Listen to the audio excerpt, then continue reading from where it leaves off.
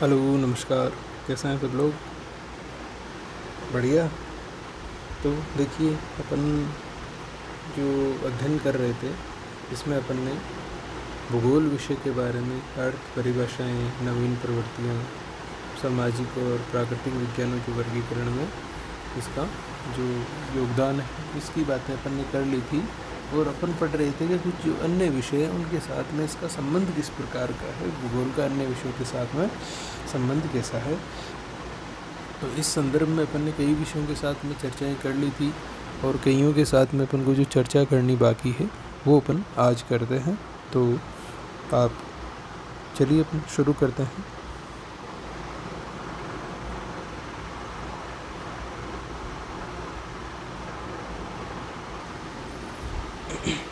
तो अन्य विषयों के साथ में अपन ने भूगोल और अर्थशास्त्र, भूगोल और मानव विज्ञान और भूगोल और राजनीति विज्ञान, इनके बारे में अपन ने चर्चाएं कर ली थी। आज अपन उससे आगे शुरू करते हैं। तो आप नंबर 4 डाल के हेडिंग लगाइए, भूगोल और समाज विज्ञान, ज्योग्राफी एंड सोशियोलॉजी।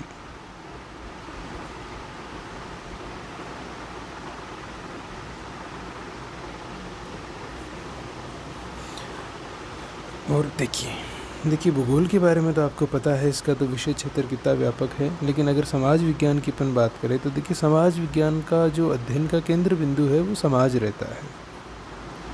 ठीक है, समाज में कौन कौन सी क्रियाएं होती है, समाज के क्या नियम है, परिवार है, सामाजिक रीति रिवाज है, प्रथाएं हैं, मान्यताएं हैं, ये सारी की सारी चीज़ें हैं। इनका विश्लेषित रूप से अध्ययन है वो समाज विज्ञान में किया जाता है। लेकिन अगर भूगोल के संदर्भ में देखा जाए तो ये सारी की सारी चीज़ें हैं, इनका अध्ययन तो भूगोल भी करता है। मानव भूगोल में जो जनसंख्या का अपन पढ़ते हैं, उसमें अपनी चीज़ पढ़ते हैं, परिवार के बारे में और सामाजिक संरचना संगठन के बारे में अपन मानव भूगोल में पढ़ते हैं। तो ये चीज़ें जो अपन यहाँ पढ़ रहे हैं, ये दोनों समाज विज्ञान और भूगोल एक दूसरे से अंतर संबंध करते हैं। तो आप इसमें एक लाइन लिख लीजिए, हेडिंग लगाइए पहले भूगोल और समाज विज्ञान, और इसमें लिखिए इन दोनों विषयों में काफ़ी घनिष्ठता पाई जाती है।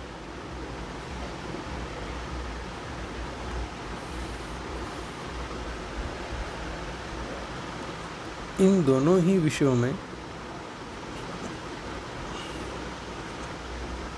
कुछ तत्वों का समान रूप से अध्ययन किया जाता है। समान रूप से अध्ययन किया जाता है, जैसे मानव समूहों द्वारा बनाए गए सामाजिक संगठनों,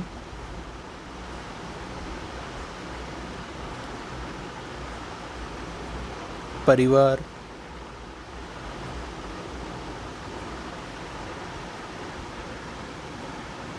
रीति रिवाज,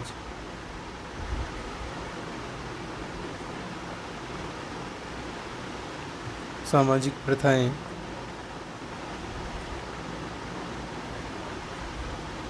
आदि सभी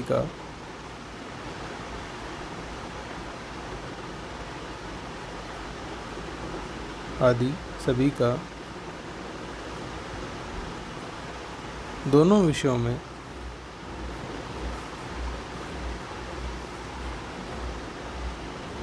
समान रूप से अध्ययन किया जाता है।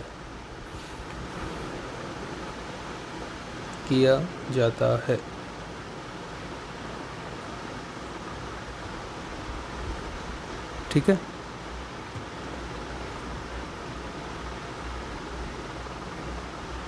नेक्स्ट आप हेडिंग लगाइए, भूगोल और जनांकिकी विज्ञान। भूगोल और जनांकिकी विज्ञान।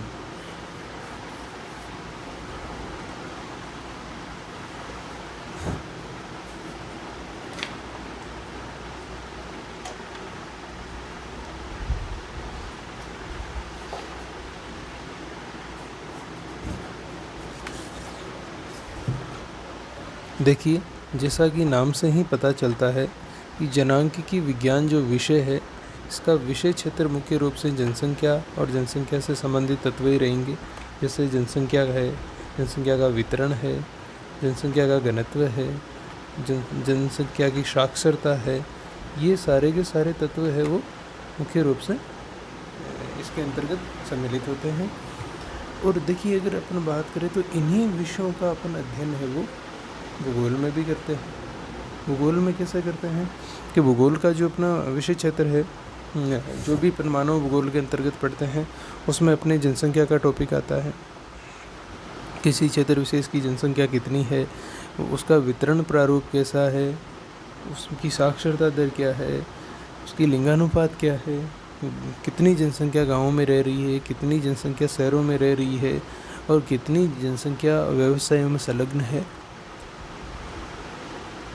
इसके अलावा आयु वर्ग है, आयु वर्ग संरचना है, ये बाल लिंगानुपात है, ये सारी चीज़ें अपन भूगोल में भी पढ़ते हैं। तो इस आधार पर अपन कह सकते हैं कि इन दोनों विषयों का एक दूसरे के साथ घनिष्ठ रूप से संबंध पाया जाता है। तो आप लिखिए इसमें, भूगोल और जनांकिकी विज्ञान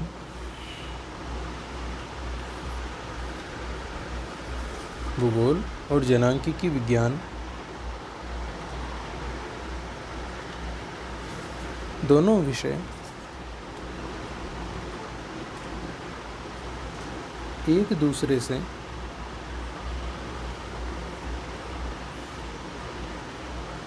घनिष्ठ रूप से अंतर संबंधित है, घनिष्ठ रूप से अंतर संबंधित है।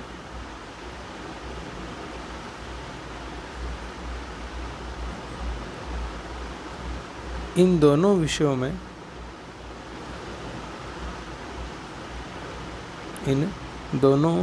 में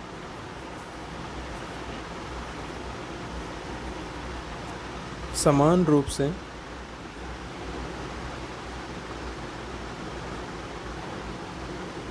जनसंख्या,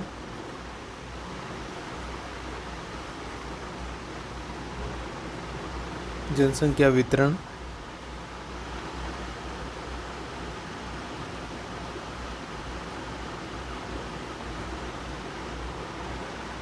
घनत्व, साक्षरता, लिंगानुपात, ग्रामीण नगरीय जनसंख्या,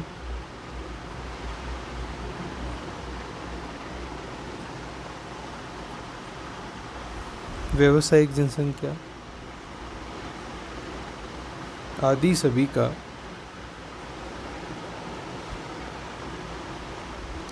अध्ययन किया जाता है।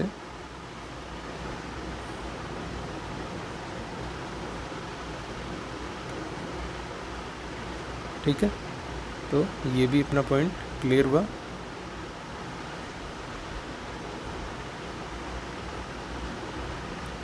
अब आप नेक्स्ट हेडिंग लगाइए, भूगोल और इतिहास।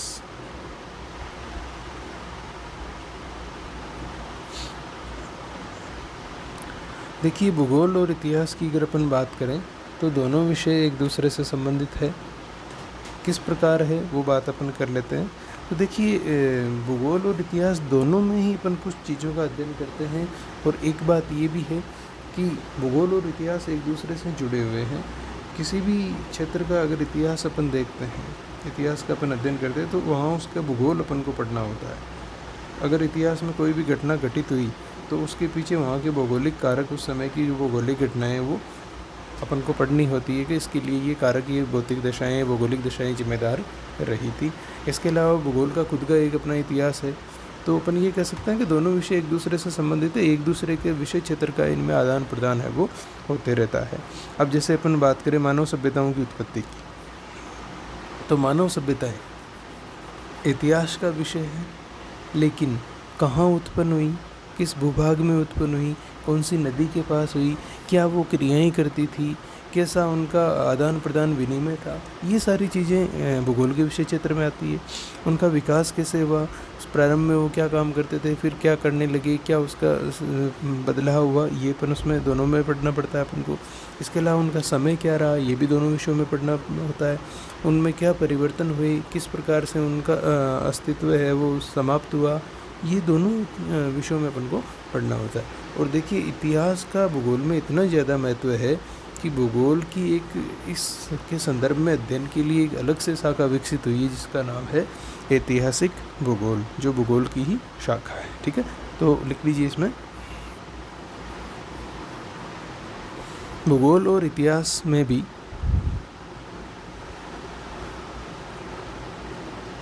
काफ़ी घनिष्ठता पाई जाती है।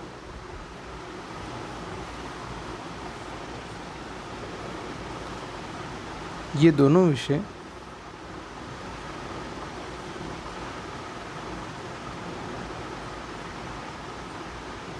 मानव सभ्यताओं की उत्पत्ति, विकास, उनके कालक्रम, उनमें हुए बदलाव, उनके अंतिम समय,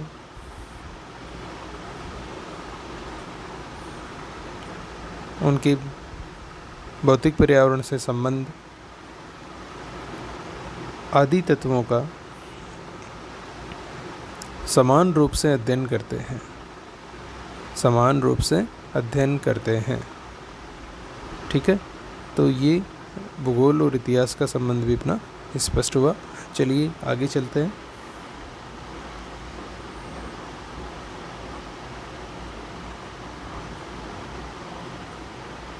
अब आप अगली हेडिंग लगाइए, भूगोल और सैन्य विज्ञान।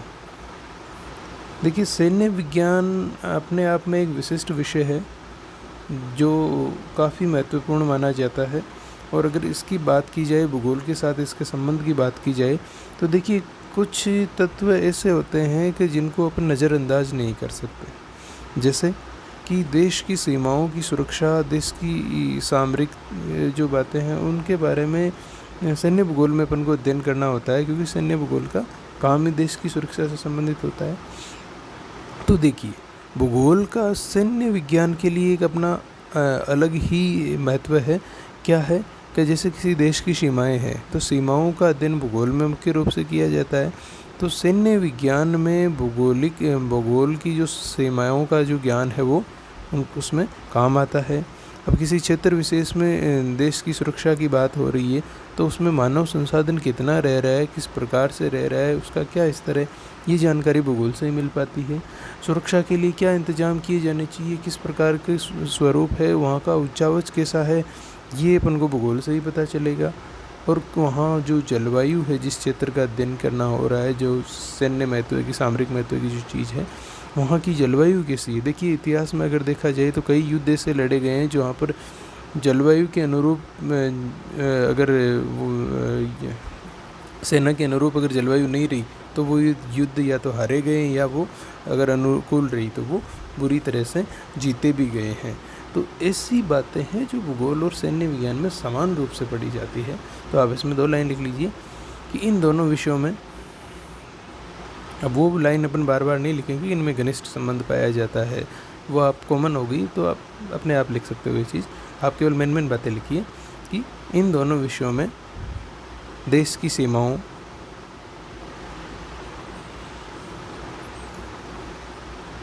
उनके मानव संसाधन,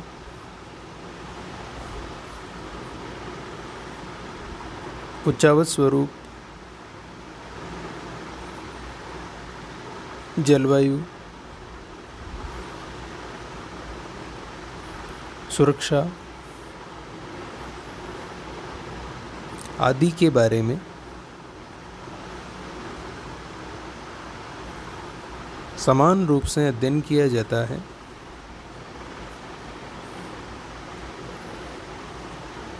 अतः इनका विषय क्षेत्र एक दूसरे से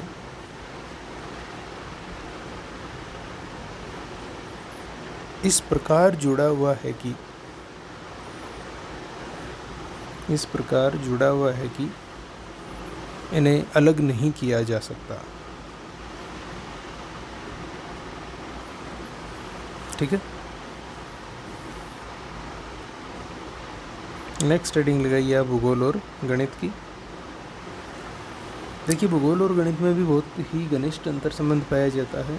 प्रारंभिक समय में भूगोल विवरणात्मक विज्ञान के रूप में था, केवल विवरण अपन इसमें पढ़ते थे। लेकिन देखिए, कुछ नवीन जो प्रवृत्तियाँ अपन ने पढ़ी थी, वहाँ एक बात आई थी कि मात्रात्मक जो क्रांति हुई, उसके बाद में भूगोल में गणितीय विधियों का प्रचलन बढ़ा। तो अब देखिए, वर्तमान अगर अपन बात करें तो वर्तमान में दोनों विषय एक दूसरे से घनिष्ठ रूप से अंतर संबंधित है। जैसे कि भूगोल में जो गणितीय विधियाँ हैं वो प्रयोग में ली जाती है, तो गणित का इस पर प्रभाव रहा। गणित के ही जो केंद्रीय प्रवृत्ति के माप वो भूगोल में काम में लिए जाते हैं। जो सहसंबंध, कोटि गुणांक, ये चीज़ें हैं वो इसमें समान रूप से पढ़ी जाती है। लेकिन जैसे क्षेत्रफल है, कोणीय दूरियां हैं, मापन है, प्रक्षेप है, ये विषय भूगोल में भी गणित से अपन ये कहे कि गणित की जितना का जितना महत्व रखते हैं। तो इस प्रकार अपन कह सकते हैं कि दोनों का विषय क्षेत्र समान है। तो जो विषय क्षेत्र समान है तो एक दूसरे से संबंधित हो गए। तो लिख लीजिए आप इसमें, भूगोल और गणित विषय में घनिष्ठता पाई जाती है और मात्रात्मक क्रांति के बाद तो ये विषय और ज़्यादा नज़दीक आए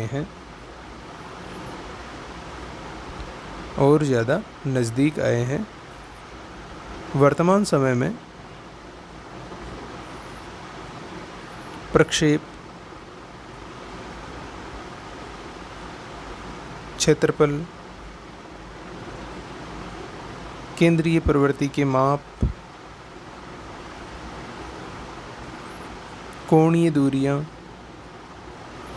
आदि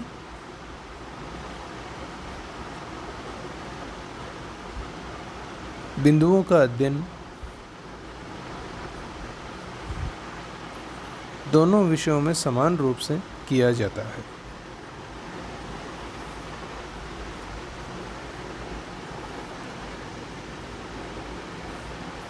नेक्स्ट हेडिंग लगाइए आप, भूगोल और खगोल विज्ञान।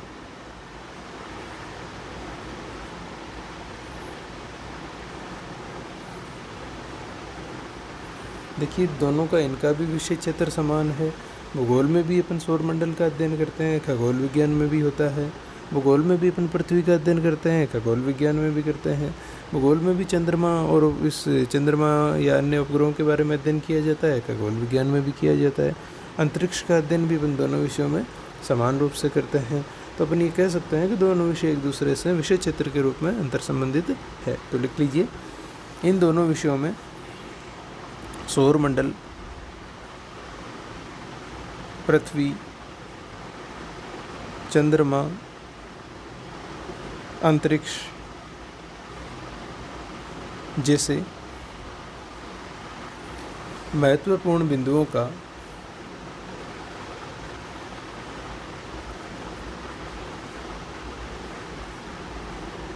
समान रूप से महत्व है और अध्ययन भी किया जाता है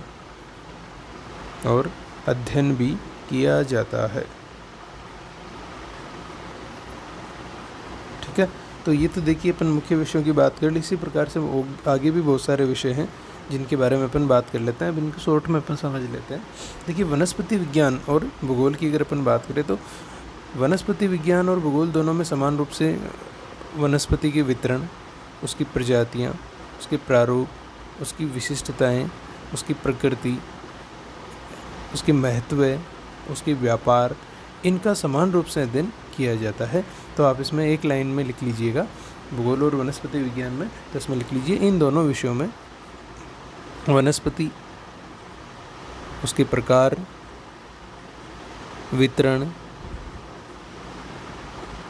विशेषताएं, महत्व, आवश्यक भौगोलिक दशाएं,